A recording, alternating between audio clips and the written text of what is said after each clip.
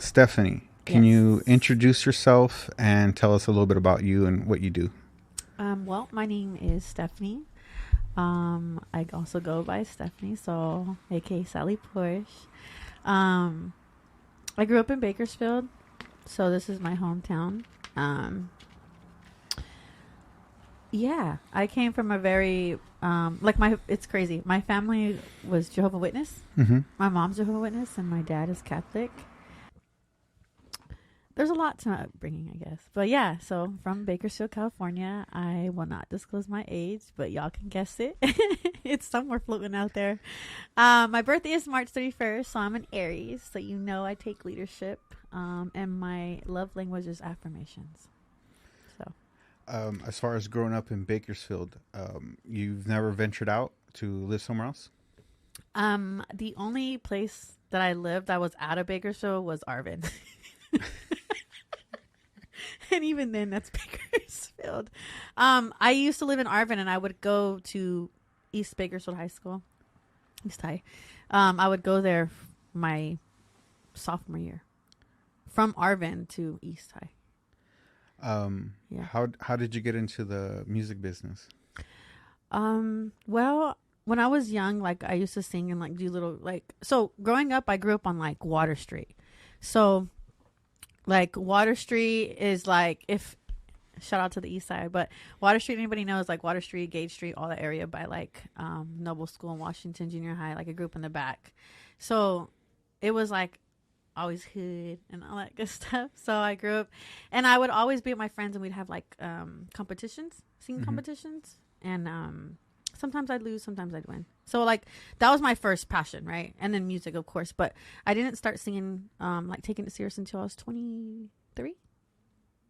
Yeah, I was 23 years old, and I started taking it really serious. How long ago was that? Oh, now you're gonna make them guess my age. I was like, okay. Good one. I caught that real quick too. I was like, yeah. Well, I mean, I was 23 years old, so. And when I first started music, I started playing guitar first. And I would record like vocals, just messing around with it. Just playing around. I bought my first home studio, like the interface. It was a Focusrite interface. Had Studio One on it. It was cool. I had the module. I had every setup you can think of, like at least for like musicians and doing that good stuff. And 24, I met somebody who I used to work with. We worked together on music, and then it just kind of turned into like a relationship, and then we built on that. So over that 4 years that we were building and stuff like that, I made a lot of connections. I like jumped right into it. So when I mean that, I like jumped right into doing shows. It went from like me not doing anything, just playing on my guitar, to me opening up my open mics with my guitar and just doing the footwork in the city. And I met so many musicians. I think our open mic was open for 3 years. Do you recall your first open mic? Yes. I didn't run it at the time, but I do recall taking over after that. But my first open mic was with that one chick Uno.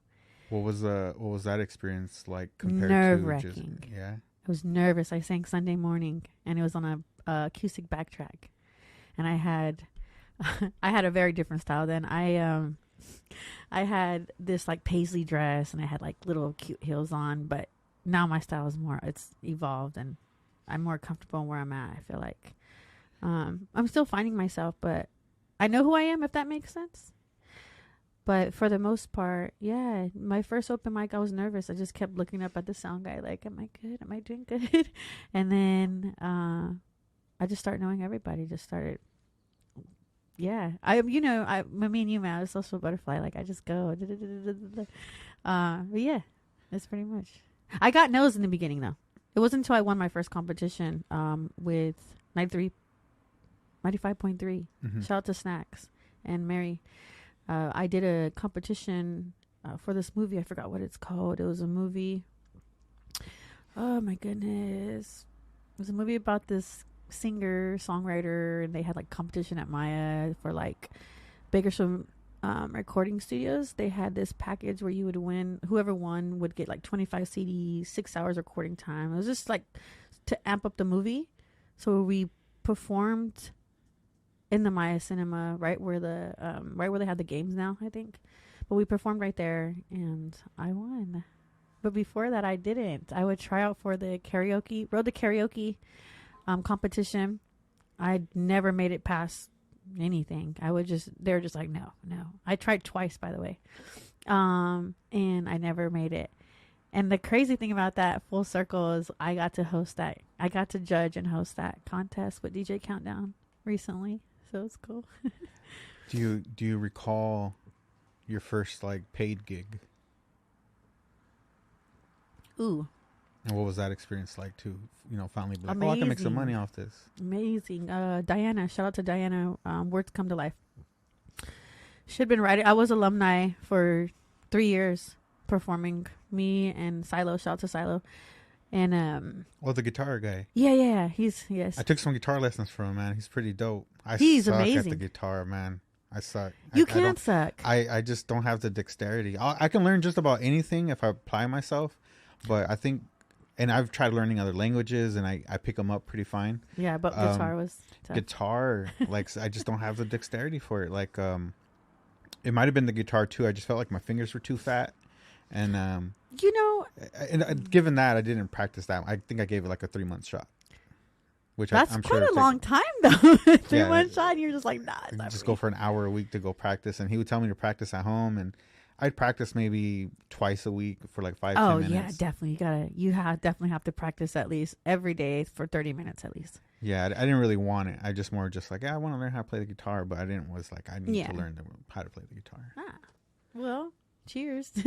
So you did that show with Silo and. So I did that show with Silo. It's called Words Come to Life, and it was brought to you by Diana and powered by her. And she, we did her first one, and then the second one, she's like, "Hey, I got, I'm able to like pay out and stuff like that." And I said, "Okay, that's cool." I mean, I would have did it regardless because for the kids, Words Come to Life was an event that shed light on foster kids' art and poetry, but she stuck the poems with local artists, so they pretty much would create a picture in their perspective from what the poem was. So she matched it. Oh, that's what's up. Yeah, it was really freaking cool. So shout out to Diana. But yeah, she paid me a good chunk for 30 minutes, and yeah, I think I still have that check too. I mean, it's cash, but I recall, we're going for just my own dollar. My own gas money, paying my own food, my own board. And then I remember the first time someone offered me like substantial, it was like $100. I was like, oh shit, $100. Yeah. And it doesn't sound like much, but $100 to take a trip for 10 minutes of your time, because comedy, you just it's amazing. 10 it's minutes. amazing. It's amazing because I feel like you feel appreciated and you feel like, wow, like I'm not working for somebody else. I'm working for my own dream. And to be paid off that is like super, super fucking cool. So, can we cuss on here too? Yeah. Okay. So as far as the entertainment, I know you worked with one. I think that's what you were talking about, the something growth. Definite Growth Entertainment. Yeah. Shout out to Definite Growth Entertainment. And shout then out to I talked to Pablo. Pablo said you guys work together as well now to do events. Yeah. Shout out to my brother Pablo. We met because he booked me for a show, and it was his first backyard show. It was like a solstice winter thing. I believe it at the time was for his girlfriend at the time, which is Kristen. Shout out to Kristen. Player. What a player. Hey, I'm not going to be involved in that conversation. I love both of them. So Kristen's great. She's a great artist too. So, but I was booked on that event, and I played my guitar. And then I honestly can't remember the first conversation that me and him have. Oh, you know what? It was after my first all-women event at Sandrini's back in 2018. I remember that mic. Yeah. I remember you had a mic there. Yeah. Yeah, it was cool. It was nice. I actually had we hit capacity that night at Sandrini's. It was my second all women show, and it was amazing. And so that's when I was transitioning away from Definite Growth, and it wasn't until recently. Me and Pablo have been working on shows together for a while, but for the most part, now it's not until recently where I'm a part of his team now. Mm-hmm. So, yeah, thanks, Bob. He made me a event coordinator for AIE, for the hip hop and soul division. Yeah, man, it sucks because I want to see everybody win genuinely. What fills my cup is people being happy, people smiling, people getting to do what they love. And like a lot of people have a misconception of me that I'm just this person who just like on internet, like people probably look at me like, or I've heard like people look at me like, oh yeah, she just thinks she's a shit. But when they really get to know me, they're like, oh, she's really fucking cool. She actually really, really wants to see people win. One of my That's why I put on all my females. Shout out to all my women who's been on my lineups, by the way. Shout out to Lani Sol. Shout out to Elise. Shout out to Esperancita, Zay, Val the Wonder. Oh my god, I had so many amazing women. Naomi, Nikki Levon. Oh my gosh, I had all these. Itze Garcia. Shout out to Itze Garcia. There's just so many women I've had on my lineups that to see them grow and to see them prosper and like stuff like that, it just makes me super happy. And men too. I love my men too. We have no time limit type of thing, and I'm able to. I don't know. I'm comfortable around my Aries, my fellow Aries. You know what I'm saying? So. Yeah. No, I like having conversations where I don't want to like make someone like open up, but definitely it's a sign of respect too. Like it's also kind of like, oh, this person's like trusting of me in this moment, you know, like me too. I feel like that too. I want to be respectful to that moment. Thank you. You know, we all get there, man. I think sometimes we all have the same, usually the same problems. We just have them at different levels, you know. So sometimes some stuff comes out more than other problems. Well, not, yeah, that's definitely it. I think that sometimes we can be embarrassed or we don't want to talk about it type of thing. Yeah. There's always a time and a place. But yeah, off camera, we're talking some gyms. Yeah, I appreciate that, man. You know, I think, I talked about, we talked about the community, and some of the things that we do, we're trying to give back. But we're giving back because kind of like when I was talking about the foster kids, we know that situation. We've seen that situation. Yeah. And as much as we hated the feeling of that situation, we don't want to see others in it because we feel like, man, it sucks to be in that situation. Yeah. Even when I was talking about putting on comedy shows, I was telling Pablo that if I put on a show, I wouldn't budget really big shows a lot of the times because of my resources, one, and my time, but definitely also, I always wanted to have the money. I never wanted to rely on anything that was going to happen that day to pay people. Because I never wanted to be in that situation because I heard people doing comedy being put in that situation a lot. A lot. It happens in all different type of entertainment. Yeah, because even like the hip hop world and during shows and stuff like that, like there's a lot of things that happen behind the scenes. But it's also what you agree to. Mm-hmm. So I mean, if you have that, you know, usually when you're an artist, and I'm not saying this is a right or wrong way. I'm no professional at this. This is all experiences, at least for mine. Usually when someone hits you up, you always want to ask, like, what's the details first before you say, yeah, what's the details? And then also what's the pay? And then you give them your rate, stuff like that. Also, like, I mean, that's just usually how it should go. At least you should always have some type of organization.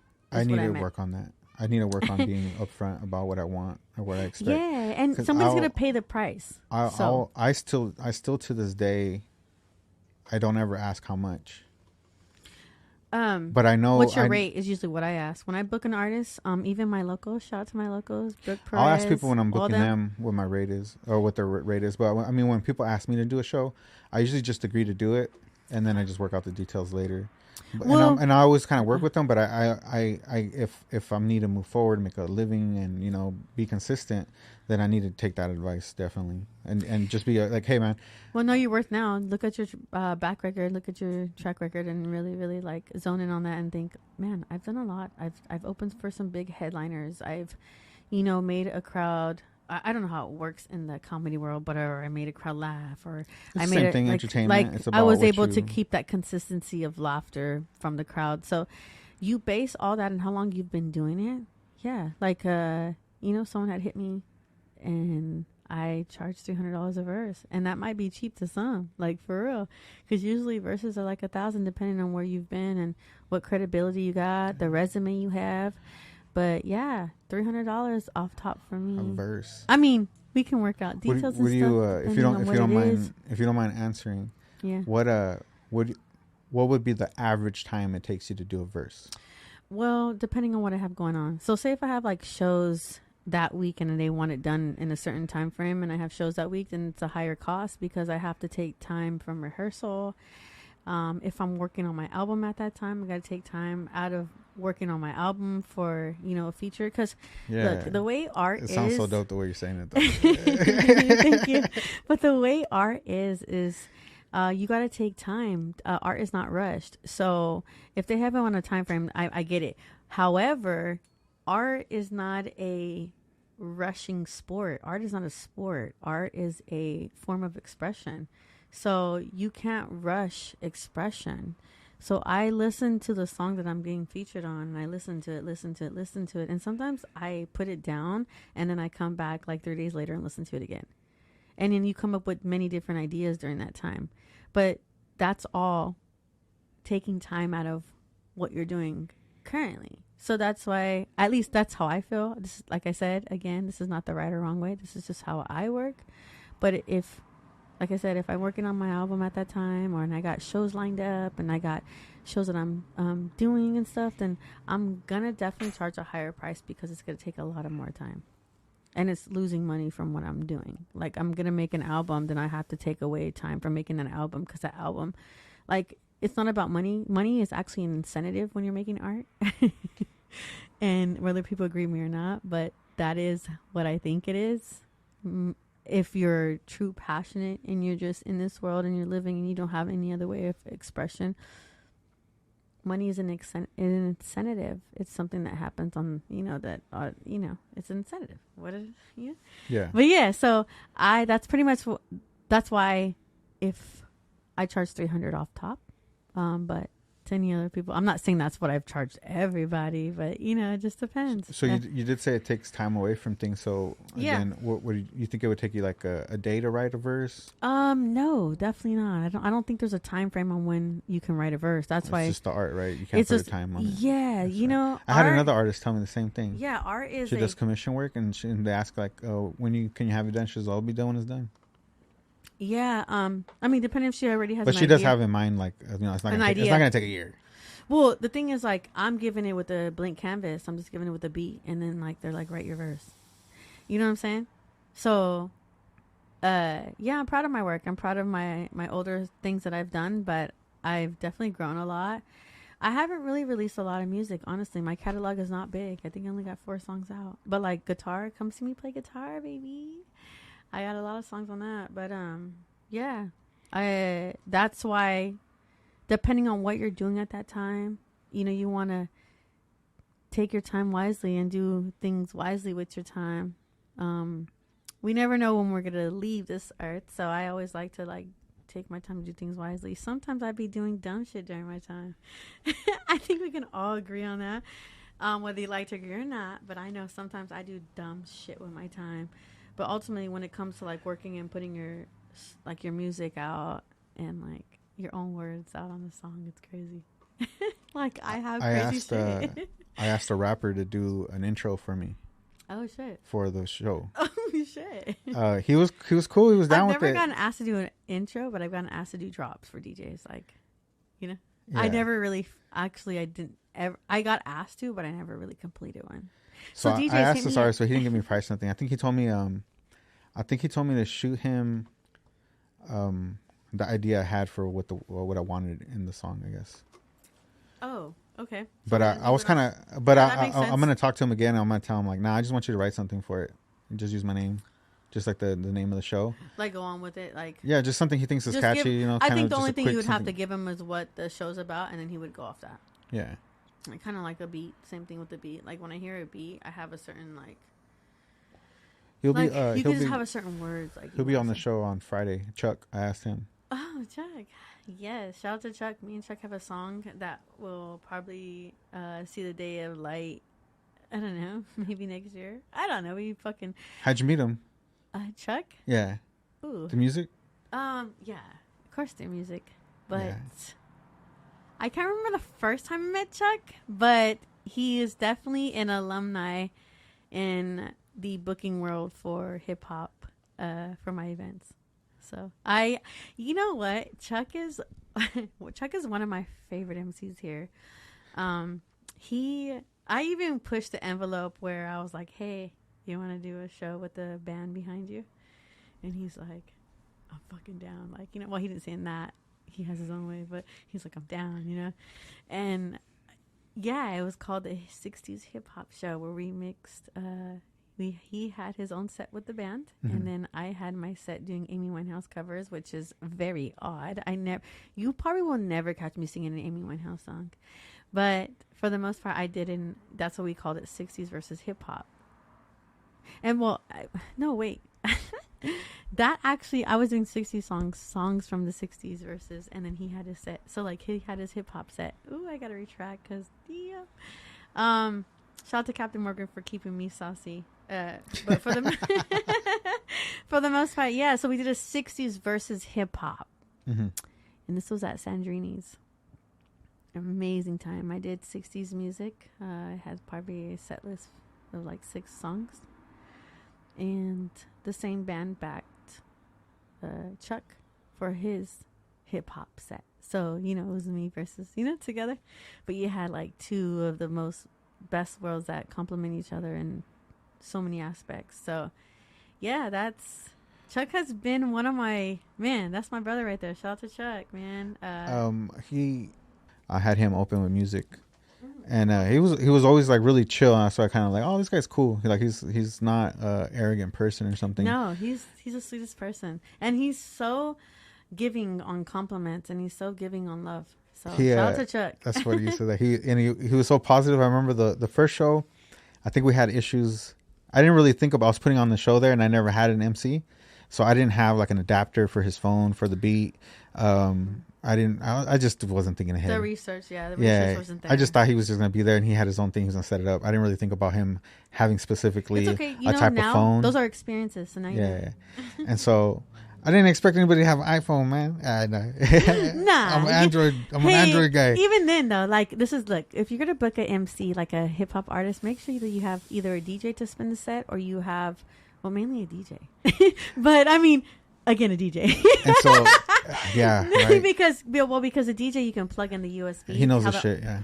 He knows what he needs to do. He's been through it already. Well, I mean, even to spin in between sets type shit, you know. That'd be pretty cool. Yeah. Have you ever had a DJ here? Yeah, at Jerry's Pizza, the house had a DJ. That'd be cool. Yeah, that was probably one of my favorite gigs. Let's team up on some comedy shit, bro. I'm down. I talked to Pablo too. I was like, let's do something, man.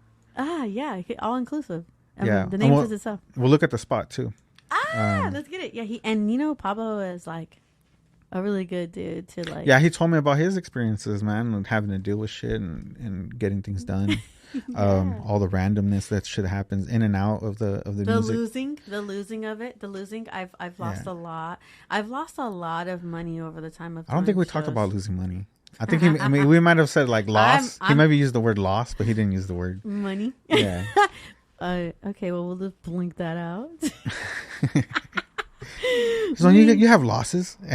We have losses. No loss of money. I didn't get my car back.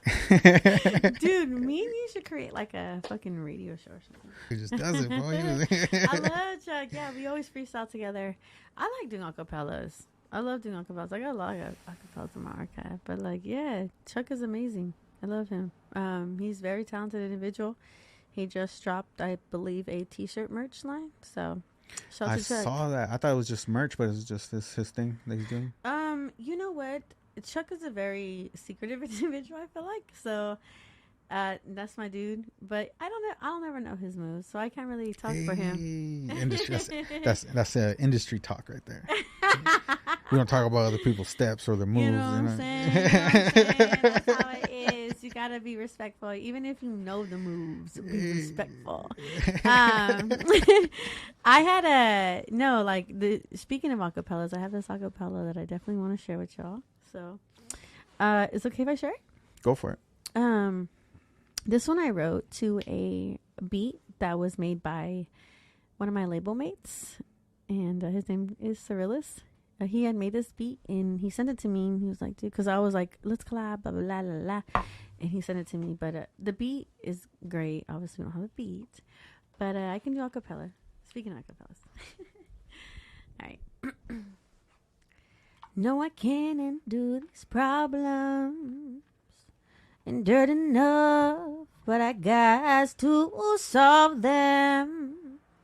But do you ever feel like you can get up? Like you ain't enough? I'm suicidal. Hold me while the world turns psycho. Parasites disguised as golden guides. The blood, the memory, shit, they coincide. But oh my angel, come back to me, and I will love you till eternity,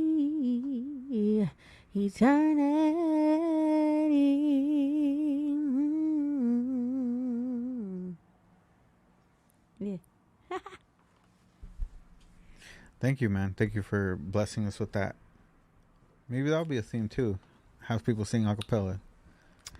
No beat. Just let me hear what you got. I wrote that in a really bad state. So, thank you. It was beautiful. Thank you. That's one of my favorite verses to do. I don't do it live. The thing that I do live is like my Biggie Smalls verse. I learned that one actually for the Fox Theater. I played. I was like, damn, I don't have nobody to back me. And I want to do the Biggie Smalls verse because it's so fucking rewarding. Like, if you hear what he says on that, like, it was all a dream. Yeah. Like, it's probably one of his most famous lines. It's just like that fucking verse really resonates with me. So, like, yeah, going into your first theater or something. Like, I did I play guitar. Crazy. I play guitar. And I did the verse on that. I did Juicy. We did the Juicy thing, and then I did Biggie Smalls on my first Fox Theater performance. Yep. All right. Cool. We'll end it there, and then do you have any shout outs that you want to give out, or maybe even some props? I know you mentioned a lot of people. Maybe some more came to mind. Shout out to AIE. Shout out to Iceberg. Shout out to the people who support me. I know we didn't really get to talk about much on this interview, I feel like, when it comes to artistry in my process. But I swear to you, like, keep going. If you're in a rut and you feel like you can't get any type of art off your mind, please take time. That means it takes time to maybe indulge in like the outside world and like really, really spend time with your friends, families, and make experiences, and then you go back and write about it. So sometimes writing blockage is not a form of negativity towards your art. It's a form of meaning you need to get out more. Possibly. I don't know. But shout out to all the creatives, and shout out to everybody who ever makes it possible for this world to turn, and who's always kind, and make sure you check on your friends. Mental health is important. My name is Stephanie So. You can find me on IG, Sally Porsche.